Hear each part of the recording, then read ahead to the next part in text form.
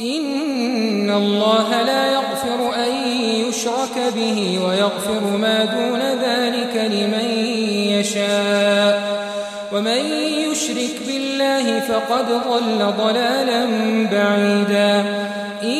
يدعون من دونه إلا إناثا وإن يدعون إلا شيطانا مريدا لعنه الله وقال لأتخذن من عبادك نصيبا مفروضا ولأضلنهم ولأمنينهم ولآمرنهم فليبتكن آذان الأنعام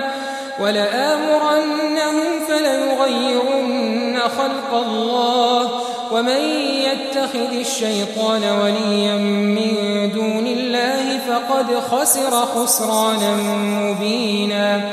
يعدهم ويمنيهم وما يعدهم الشيطان إلا غرورا أولئك مأواهم جهنم ولا يجدون عنها محيصا والذين آمنوا وعملوا الصالحات سندخلهم جنات تجري من تحتها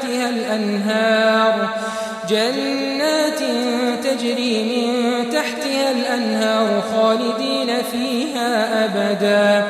وعد الله حقا ومن أصدق من الله قيلا